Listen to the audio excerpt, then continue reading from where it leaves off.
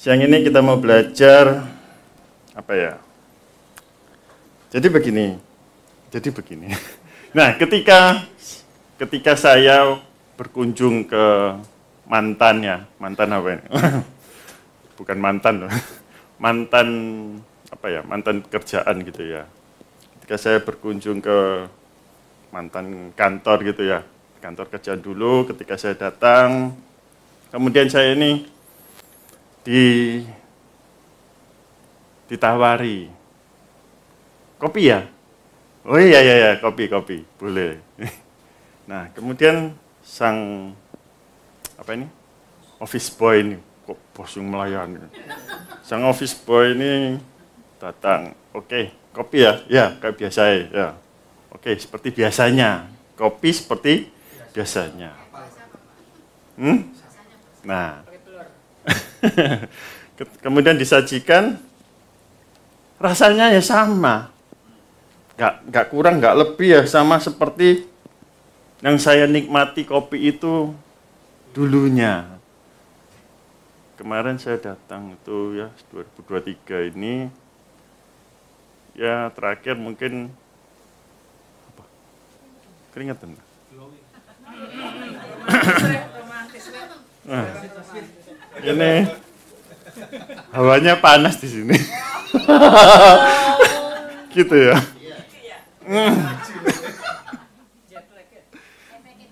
Nah, ketika itu sampai mana? Terakhir ya saya mengincipi kopi itu, secangkir kopi itu ya sekitar tahun 2018 lah. Kok sama? 2023 ini sama rasa kopinya ya. Yang disajikan itu sama. Jadi yang di sini yang saya mau tekankan apa? Bahwa sang juru saji ini dia tahu apa yang menjadi kopi kesukaan saya. Nah, kalau saya ke warung kopinya Bu Ros, nah, Bu Ros pasti tanya dulu kan, minumnya apa, kopinya yang gimana, ya kan? Kopi pahit, ya, kopi polos, tentu sama rasanya yang seperti saya mau. Tentu ada sedikit bedanya, walaupun sama-sama kopi pahit. Mungkin Bu Maria bilang, Pak Heri itu maunya kopi pahit rasanya. Oh ya, tak sediakan kopi pahit. Tapi kan pasti ada bedanya. Dari takaran kopinya, takaran airnya. Ternyata yang disajikan Bu Ros cangkirnya gede, ya kan. Nah, di situ kan takaran kopinya kan pasti beda. Lalu juga apa? Jenis kopinya. Padahal yang disajikan oleh sang office boy di kantor itu bukan kopi-kopi yang mahal kok, sama kopi bubuk-bubuk yang murah, yaitu yang pakai ada haung-haungnya itu loh. Kopi apa? Kopi haung-haung. Nah, kan ya nggak kopi biasa kan, sama. Nah, karena sang office boy ini sudah tahu apa yang menjadi cita rasa kopi saya, ya kan? Dia sudah mengenal saya secara kopi, secara minuman. Nah, sampai saya menyiapkan ini, semalam saya mimpi. Sampai mimpi nongkrong di warung. warung, nggak tahu tempat itu saya mau jadikan warung kopi. Semalam sampai mimpinya begitu, terbawa sampai mimpi. Wah. Nah, begitu juga nanti ketika Bu Ros dengan pelanggannya yang sering datang kan pasti Bu Ros tahu. Oh, ini biasanya orang ini sukanya kopi yang ini, kopi yang ini. Mungkin 1-2 kali pelanggan itu ketika datang komplain, Bu kemanisan, Bu kepahitan. Wah, apa-apa. Akhirnya jadi tahu, mengenal. Karena ada sebuah interaksi. Nah, begitu juga dengan kita. Atau, sebelum saya masuk, atau mungkin ketika kita bersosialisasi, kita berteman ya dengan seorang teman, Kita tahu teman ini yang begitu temperamen, orang ini begitu yang susah lah untuk kita ajak ngomong sedikit aja sudah bercanda sedikit atau sedikit menyinggung susah, ya kan. Nah, akhirnya kita menjaga perkataan kita menjaga pembicaraan kita. Karena kita sebagai teman dengan si A ini kita tahu lawan bicara kita, oh si A ini orangnya seperti ini. Kita kenal orang ini. Sehingga kita dapat memposisikan diri, sehingga kita dapat mengerti akan orang tersebut.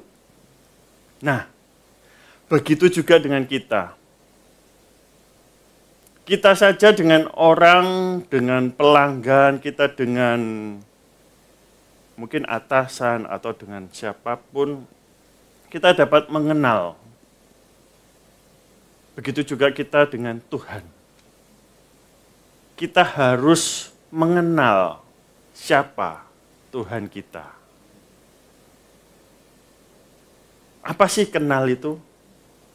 Apa sih yang dimaksud mengenal itu?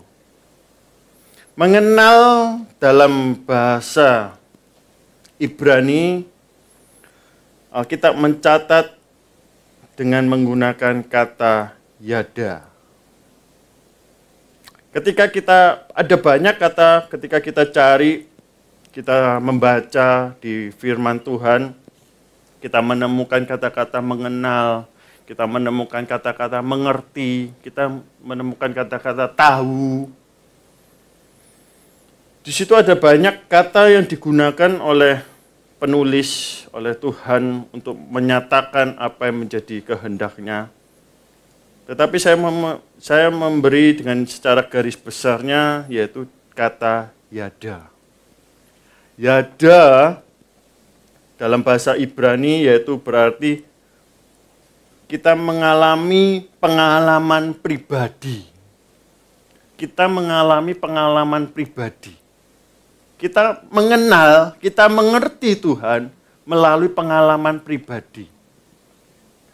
Dan lebih spesifik lagi dan lebih dalam lagi, yada itu, yaitu kita berintim. Jadi mengenal itu serasa kita itu berintim.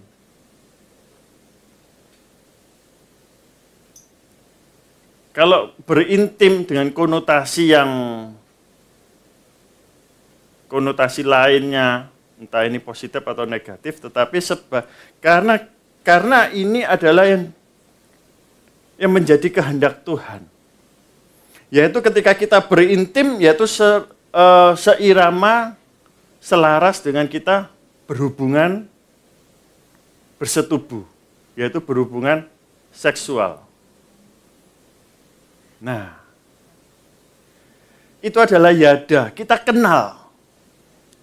Serasa kita berintim, kita berhubungan bersetubuh, kita berhubungan seksual. Itu mengenal. Oleh sebab itu dikatakan apa? Kita ini adalah mempelai Kristus. Kita ini dipersiapkan Tuhan, kita dipersiapkan Bapa sebagai mempelai. Kita adalah mempelai Kristus. Yang kita nantinya, kita akan berintim. Kita berintim, kita berhubungan. Dengan tanda kutip, kita bersetubuh dengan Kristus. Itu, mengenalnya itu sampai segitunya. Kalau kita ngomong hubungan seksual, apakah kita, ujuk-ujuk kita mau berhubungan seksual dengan seseorang yang lainnya tanpa kita adanya sebuah pengenalan? Tentu tidak, kan? Enggak kita mau, oleh sebab itu apa? Zaman-zaman saat ini, di mana free sex itu, yaitu karena tanpa adanya pengenalan yang begitu dalam, seseorang akan dapat berhubungan bersetubuh. Ya kan, dengan mudahnya. Mungkin cukup dengan kenalan semalam, apa? Cinta semalam. Cinta satu malam. Nah, sehingga kita akan dapat melakukan sebuah hubungan yang intim. Itulah pengenalan. Yang Tuhan mau umatnya ini, kita mengenal dia secara intimasi. Secara intim. Selayaknya kita bersetubuh.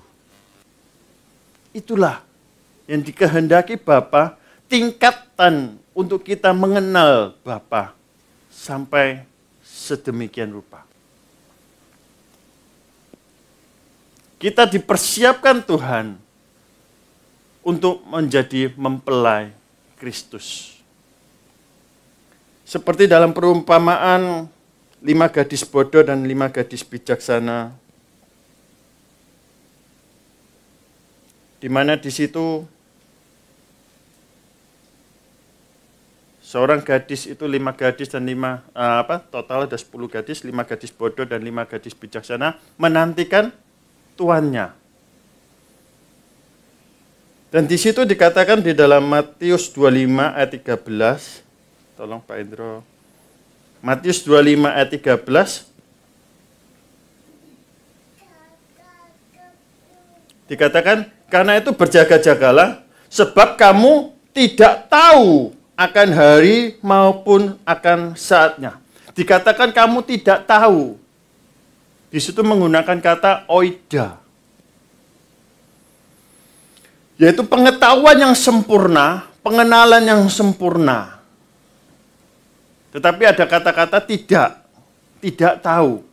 Jadi ketika ada seseorang yang bernubuat, seseorang yang akan mengatakan bahwa hari ini adalah hari kiamat. Oh, tanggal 29 Februari hari kiamat. Ada nggak 29 Februari? Kalau tahun ini belum ada. Tahun 29 Februari tahun 2023 kiamat. Wah, Tuhan Yesus datang. Jangan percaya. Karena sebab firman Tuhan sudah tertulis. Tidak ada yang tahu harinya. Tahu di sini menggunakan kata oida yang begitu tinggi tingkatannya, yaitu pengetahuan yang sempurna, pengenalan yang sempurna.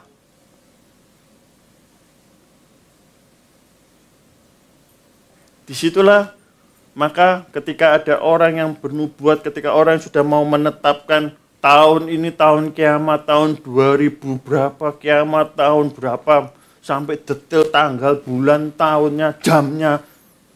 Wah, ngalah-ngalai anak. Anak aja nggak tahu, hanya Bapa yang tahu. Ya kan?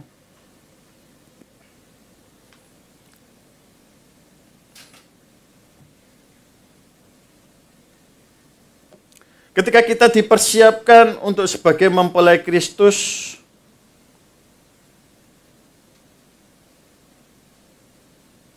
kita harus menjadi mempelai yang kudus.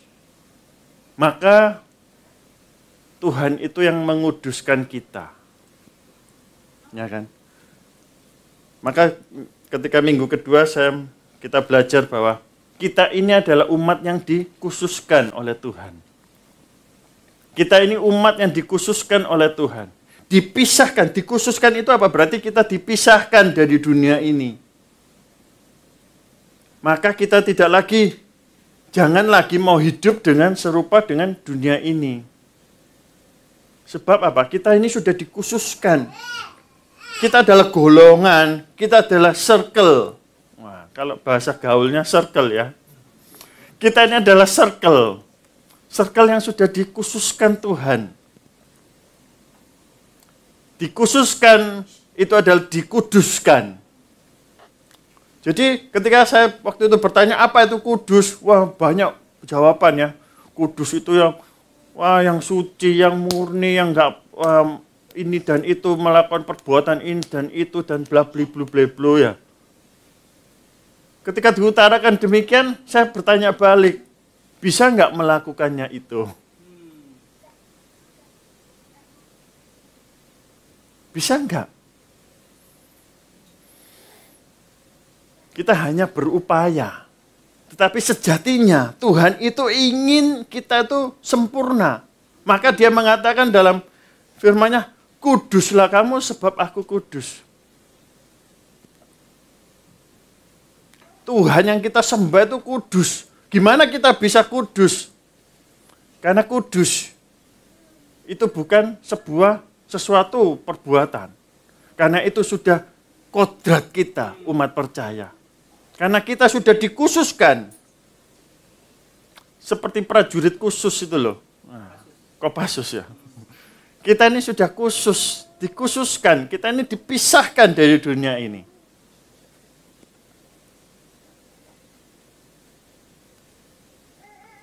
Siang ini kita mau belajar yaitu mengenai mengenal.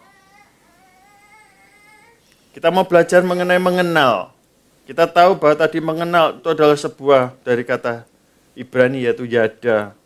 Yaitu pengalaman pribadi. Yaitu kita berintim dengan Bapa. Kita memiliki keintiman. Kita begitu melekat, kita dekat, kita tak terpisahkan. Itulah yang Bapa mau untuk kita mengenal Dia lebih dalam. Dan ketika kita belajar lagi, kita dapat naik kedewasaan dalam mengenal Tuhan. Kita mengalami pertumbuhan, kita mengalami sebuah kedewasaan rohani. Kita mengalami pertumbuhan dalam pengenalan Bapa. Lalu bagaimana kita itu dapat mengalami pertumbuhan dalam pengenalan akan Bapa? Bagaimana kita bisa mencapai pengenalan itu? Mau diam-diam aja? Kita mau bengong? Wah, katanya kan sudah dikhususkan. Ya berarti kan karena kita dikhususkan itu kan bukan karena perbuatan kita. Apa kita mau diam aja? Nah. Tetapi kita mau berupaya. Karena sebab kita mau mengejar hal-hal kudus itu. Kita mau mengejar kekudusan. Sehingga kita mengalami sebuah pertumbuhan dalam pengenalan Bapa. Bagaimana kita ini dapat bertumbuh? Tentu, saya mengulangi lagi ketika di minggu kedua, yaitu kita memiliki paradigma baru. Ini penting. Karena paradigma kita, cara berpikir kita, cara pandang kita, itu seringkali kita sudah tercemar dengan dunia ini. Wah, enggak apa-apa, coba-coba dikit. Ya, wah, enggak apa-apa, incip-incip, ya kan. Ya kalau ketika kita sudah incip-incip, kita diberi kesempatan untuk bertobat. Tetapi bagaimana ketika kita incip-incip nggak diberi kesempatan untuk bertobat? Ya kan? Kita nggak diberi kesempatan untuk kita bertobat. Bersyukur wanita yang kedapatan berzina dapat bertobat.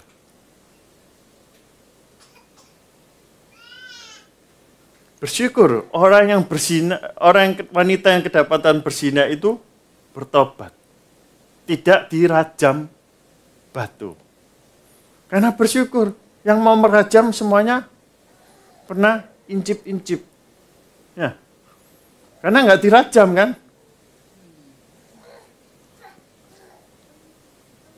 Sehingga wanita ini diberi mandat oleh Tuhan Yesus. Kok masih ada? Ketika Yesus kan dia lagi mencoret-coret pasir ya di tanah di bawah. Kok masih ada? Wah, pulanglah dan bertobatlah.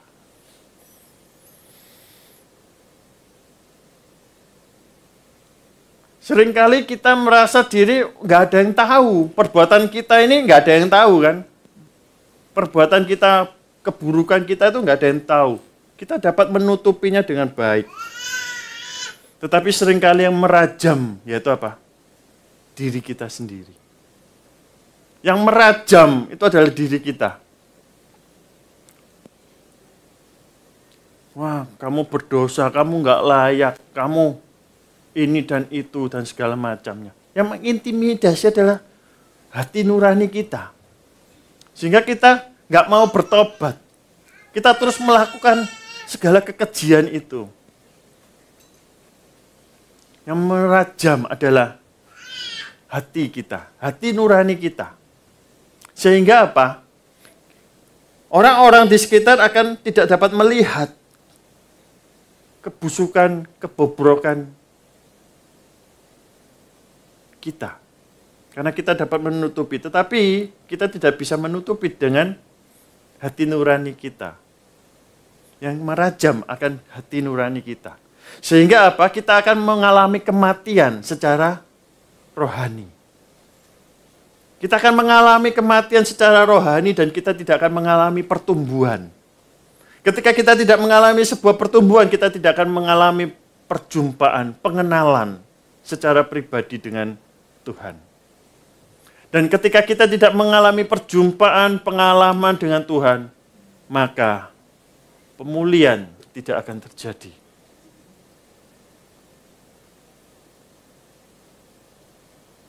Karena kita sudah mengalami kematian rohani. Teguran-teguran, firman-firman, nasihat-nasihat akan dilalukan. Karena kita merasa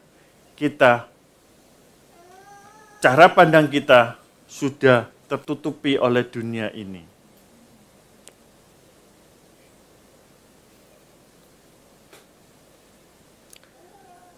Sebab dikatakan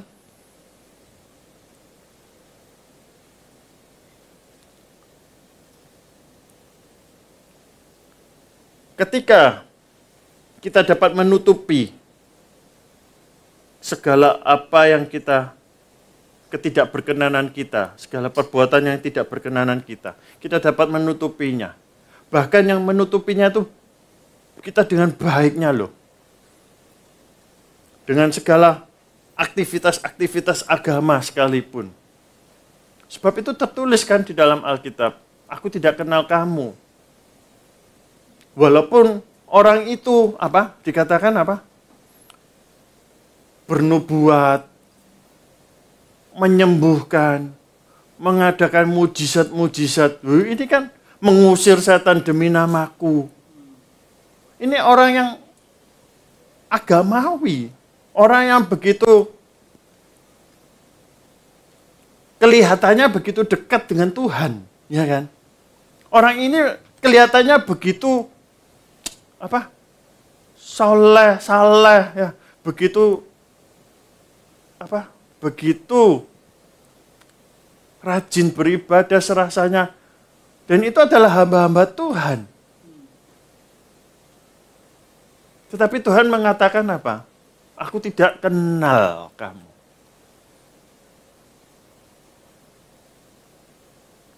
Di situ Tuhan tidak mengenal kita. Dan dikatakan, enyalah daripadaku kamu sekalian pembuat kejahatan. Itu malah berbuat kejahatan loh. Orang yang bernubuat, orang yang menyembuhkan orang sakit, orang yang mengusir setan, pakai nama Yesus. Itu malah disuruh enyah. Kita seringkali menutupi segala keburukan kita, menutupi segala hal yang negatif kita dengan bahkan saat ini banyak menutupinya dengan kata-kata agama. Untuk kegiatan agama. Tetapi sejatinya ada maksud di balik semuanya itu. Inilah paradigma yang kita jalani saat ini. Banyak hal-hal yang dapat sekiranya ditolerir. Tetapi sejatinya itu adalah sudah melenceng daripada firman Tuhan, kehendak Bapa sendiri.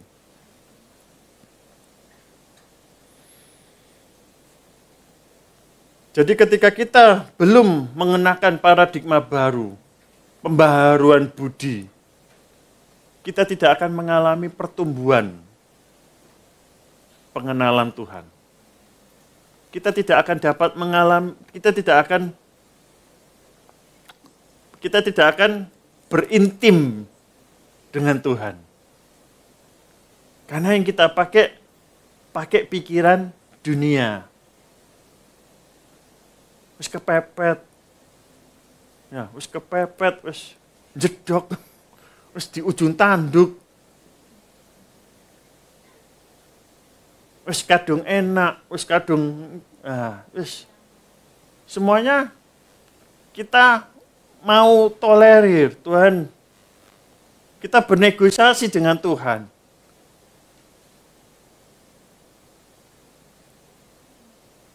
Karena kita masih menggunakan cara pikir kita, cara pikir dunia. Maka kita perlu pembaharuan budi. Dengan kita melakukan pembaharuan budi, kita akan mengalami pertumbuhan pengenalan. Kita akan semakin dibawa mengenal bagaimana Tuhan itu.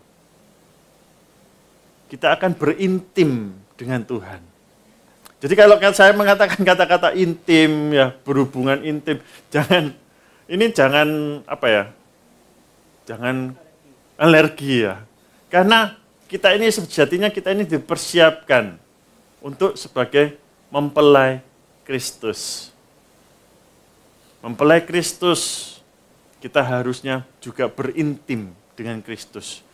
Bukan secara, kalau ini pikiran dunia akhirnya jadi seperti ini kan.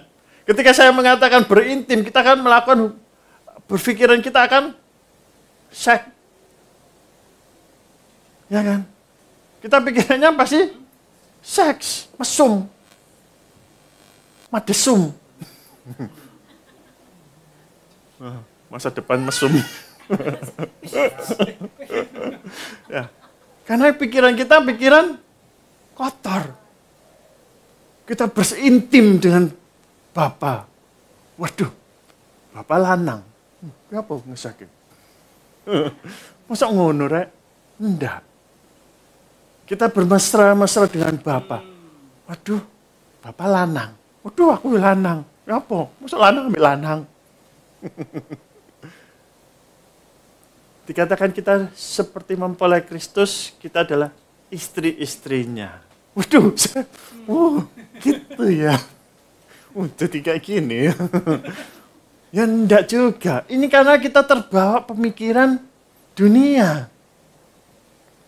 Kita masih terbawa pemikiran dunia.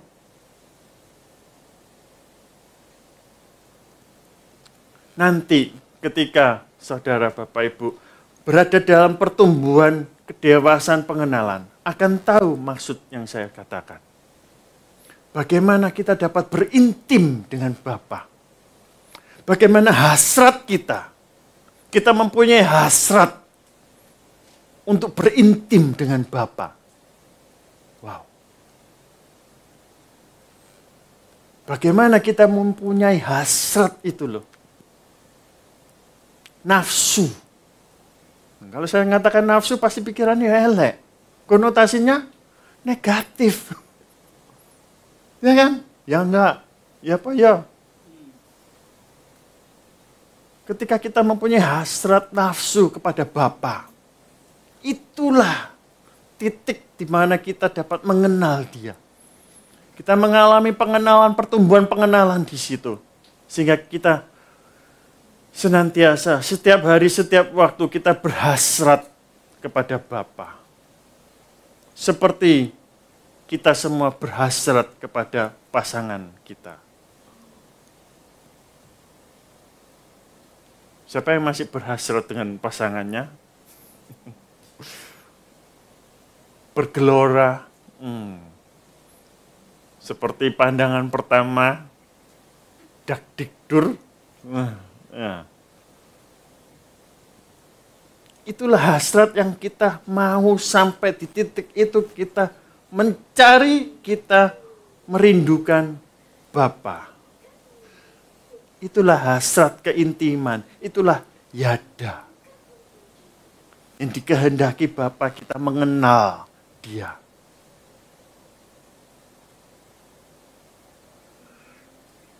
Kalau sampai kita berintim sehingga akhirnya kita memiliki cara pandang dunia, kita jadi alergi dengan Bapa, kita tidak akan mengalami titik yang seperti saya katakan ini.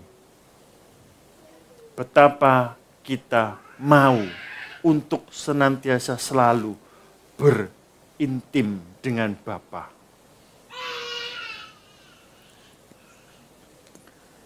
Bagaimana kita mengalami pertumbuhan? Nah ya ini, ya adanya keintiman dengan Bapa. Kita sehingga mengalami pertumbuhan.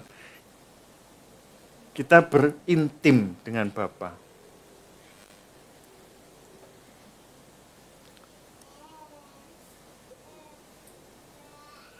Di dalam titik yang kita berintim ini, itu membutuhkan sebuah proses. Ada sebuah proses demi proses yang kita alami, yang kita akan jalani. Sehingga kita akan mencapai sebuah titik. Wah. Kalau saya mengatakan sebuah titik orgasme, pasti pikirannya pasti juga hubungannya seks lagi. Karena inilah, kita itu berintim dengan Bapa seperti kita berhubungan seksual. Kita berintim sampai pada titiknya, sampai tingkat kita puas itu loh. Jangan membayangkan yang seksualnya ya. Tetapi di situ kita akan mengalami sebuah titik, kita akan mencapai kepuasan untuk kepada Bapa. Karena yada itu pengertiannya begitu dalam. Kita berintim dengan Bapa. Sampai kita mengalami pertumbuhan, kita mengalami pengenalan, sampai di mana kita akan mengalami tingkat puncak kepuasan itu. Maka, untuk yang muda-mudi, itulah kenapa hubungan seksual itu begitu kudus. Kenapa hubungan seksual itu begitu kudus? Karena selayaknya kita berhubungan dengan Bapa, kita harus menjaga segala kekudusan ilahi.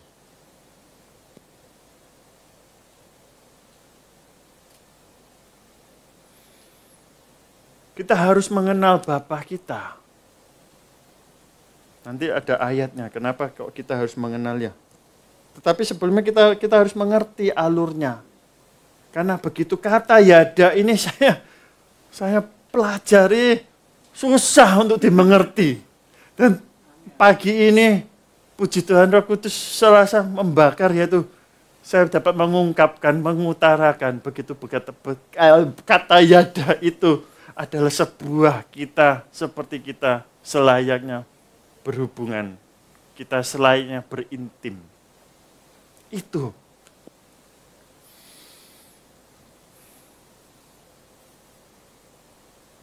Mungkin ada Bapak Ibu Saudara yang belum mengerti, tetapi biarlah nanti kita dapat merenungkan kembali arti kata yada yang Tuhan mau. Kita nggak akan jadi mengenal Tuhan itu secara sembrono, secara semaunya. Sebab Ayub saja, dia mengatakan, dulu dia mengenal Tuhan dengan dari mendengar, kata orang. Ketika Ayub kena proses Tuhan, anaknya dipanggil Tuhan, diizinkan Tuhan berpulang, usaha-usahanya terbakar habis, hidupnya diselimuti sakit yang nggak tahu, yang katanya kalau digaruk enak. Ya. Gatel digaruk enak sampai berborok-borok, sampai dikatakan rupanya itu sudah menjijikan. Akhirnya di pasal 42 itu Ayub mengatakan apa? Saat ini loh, aku dapat mengerti, dapat tahu Tuhan itu. Dan dia mengatakan di ayat 42 ayat 2, pasal 42 ayat 2 Pak Hendro. Ayub 42 ayat 2. Dia sampai mengatakan bahwa apa? Tidak ada, aku tahu bahwa engkau sanggup melakukan segala sesuatu. Dan tidak ada rencanamu yang gagal. Lompat Pak Hendro, ayatnya keempat.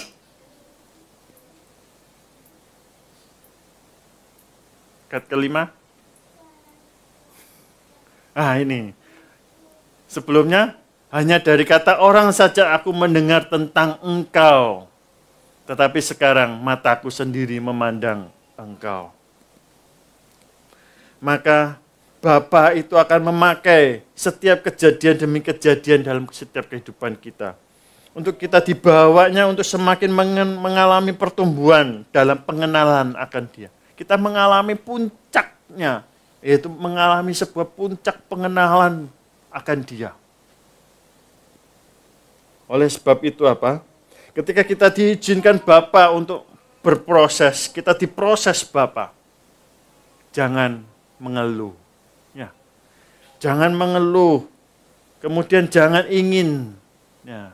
Mungkin cepat-cepat ya masalah itu berlalu tanpa kita mengenal Bapa. Ketika kita mengalami sebuah proses yang diizinkan Tuhan, dan proses itu akan cepat berlalu tanpa kita dapat mengenal Tuhan sendiri, maka ketika kita jatuh dalam lubang yang sama, kita akan mudah mengeluh kembali. Kita akan mudah untuk give up. Bukan surrender, tetapi give up. Ujung-ujungnya sudden death. Ya. Karena kita nggak mengenal Tuhan. Akhirnya kita mudah untuk menyerahkan diri kita kepada dunia ini. Dengan mudahnya kita akan berpikir bunuh diri. Kita dengan mudahnya pergi ke peramal-peramal, dukun-dukun, ya kan? Penglaris-penglaris. Kita jauh dari Tuhan. Karena apa? Karena kita tidak bertumbuh pengenalan kita. Maka ketika kita ada di dalam proses Tuhan saat ini, janganlah kita mengeluh. Tetapi malah kita semakin melekat, kita semakin dekat, kita semakin berserah kepada Tuhan. Sebab melalui setiap kejadian demi kejadian, proses demi proses, yang Tuhan mau, yaitu kita semakin mengenal Tuhan kita. Kita boleh semakin mengenal Tuhan kita. Proses mau cepat, mau lambat, itu terserah waktunya Tuhan. Tujuan kita, tugas kita, yaitu melalui proses kita mengenal Bapa kita. Supaya apa? Ketika kita diproses Tuhan kelak nanti, pasti setelah proses A ada proses B ada proses C. Sampai kapan? Sampai engkau nggak bernafas. Sudah selesai prosesnya. Ya. Sampai kita dipanggil pulang sudah nggak ada proses. Kita sudah menang. Bukan menangis. Ini benar-benar menang. Tapi selama kita masih diberi kesempatan bernafas, masih ada proses A, proses B, C, D, F, G, H, I, J, K, L, M, N, O, P, Z, sampai Z, itu masih ada A, B, B, C, C, D, D, E. Sampai gak bernafas. Ya. Mau cepat, mau lambat, itu urusannya Tuhan. Yang Tuhan mau, ketika aku izinkan proses itu boleh terjadi, engkau semakin mengenal aku. Engkau semakin tahu siapa aku. Sehingga apa? Namaku dipermuliakan. Namaku itu ketika orang melihat engkau, nama Tuhan itulah yang dipermuliakan. Karena kita tahu Allah yang kita sembah. Kita bukan orang yang gampangan, kita bukan orang yang menjadi orang yang cengeng, kita bukan orang yang gampangan. Melainkan kita menjadi orang pribadi yang semakin hari semakin kuat, semakin hari semakin kokoh. Bukan karena kekuatan kita dapat berdiri, tetapi karena kekuatan daripada Tuhan yang akan memampukan kita berdiri. Berdirinya bukan loyo, tetapi berdiri tegap.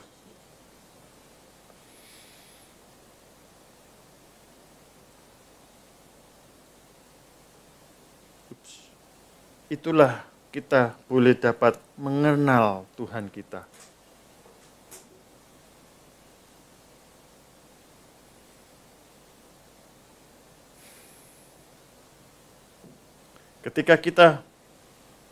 Sehingga ketika kita melalui proses demi proses, dan kita dihadapkan proses yang lebih atau bagaimanapun, di situ kita akan dapat menyatakan. Kita dapat kuat. Kita dapat berkata, aku punya Tuhan yang lebih besar daripada masalahku. Dia yang ada di depanku yang akan menyelesaikannya bagiku. Kalau kemarin aku ditolong, hari ini masalahku pasti ditolong. Bukan kita malah menyerah. Sehingga kita akan belok dari jalan Tuhan. Kita ngomong gampang kelihatannya ya, tapi dalam hati kita nggak akan mudah, kita akan percaya seperti itu. Siapa yang bisa ngomong, aku punya Tuhan yang lebih besar dari masalahku? Kalau kita tidak mengalami sebuah pengenalan. Masalah A selesai, dihadapkan masalah B. Bisa nggak kita ngomong, Tuhanku yang akan menyelesaikannya? Kalau kita nggak mengalami pengenalan di masalah yang kemarin. Masalah kemarin kita percaya Tuhan yang menolong. Ketika kita dihadapkan masalah B saat ini, kita pun dapat percaya Dia, Allah yang sanggup, masih tetap sama, yang akan menyelesaikan bagi kita. Oleh sebab itu, maka dari itu, dengan kita mengenal Dia, itu akan mempengaruhi iman kita. Itu akan berpengaruh dengan iman kita. Ketika kita mengenal Dia, kita mengenal Bapa kita, itu akan mempengaruhi iman kita. Iman kita akan semakin bertumbuh, iman kita akan semakin kuat. Bukan semakin banyak loh iman kita, tapi semakin kuat. Walaupun kecil tapi kuat, itu loh. Iman kita akan semakin kuat. Iman kita akan optimis, kita akan positive thinking. Dan kita akan bertanggung jawab terhadap iman kita. Dan ketika kita mengenal Dia, akan mempengaruhi penyembahan kita. Ketika kita mengenal Dia siapa Bapa kita, itu akan mempengaruhi penyembahan kita. Cara kita beribadah, cara kita menyembah, worship. Ingat dan kuduskanlah hari Sabat. Seperti minggu kedua yang saya katakan, ingat dan kuduskanlah, yaitu khususkanlah hari ini, yaitu hari perhentian itu. Kita diberi mandat kita untuk mengingat dan mengkhususkan hari perhentian ini. Tuhan memberi 7 hari supaya kita menghidupi dunia ini. Tetapi Tuhan meminta 1 hari untuk engkau kita khususkan untuk kita datang beribadah kepada Tuhan. Melalui pengenalan kita kepada Bapa, kita akan bertanggung jawab. Kita akan penyembahan kita itu akan kita berikan dengan tulus hati. Ya, kita akan memberikan hari ini, hari perhentian itu dengan baiknya gitu loh, ya. Dan ketika kita mengalami pengenalan akan Dia, itu akan mempengaruhi gaya hidup kita. Lifestyle kita akan berbeda, yaitu kita akan mengenakan paradigma baru. Kita menggunakan cara berpikir yang seturut dengan kehendak-Nya. Ayat yang terakhir, mengapa kita harus mengalami pengenalan? Mengapa kita harus berintim dengan Bapa? Selain daripada kita memang dipersiapkan untuk sebagai mempelai Kristus, yaitu Hosea 4 ayat 6. Ayat yang terakhir ya, Hosea 4 ayat 6, mengapa kita harus mengalami pengenalan itu? Supaya kita tidak binasa. Dikatakan Hosea 4 ayat 6, umatku binasa karena apa? Tidak mengenal Allah. Karena engkaulah yang menolak pengenalan. Kita menolak pengenalan itu. Maka dikatakan, Bapa Allah YHWH akan menolak engkau menjadi imamku. Bukankah kita ini adalah imam Kristus di dalam Kristus? Dan karena engkau melupakan pengajaran Allahmu, maka aku juga akan melupakan anak-anakmu. Tanpa pengenalan, Tuhan akan melupakan hingga sampai kepada anak cucumu. Mengapa dikatakan Hosea ini umatnya itu tidak mau mengenal Allah? Karena di zaman itu umat Israel, bangsa Israel menyimpang ke kiri dan ke kanan. Mereka melakukan perzinahan. Mereka melakukan perzinahan dengan melakukan penyembahan-penyembahan berhala. Melakukan hubungan-hubungan yang terlarang. Sehingga apa? Mereka tidak mengenal Tuhan kembali.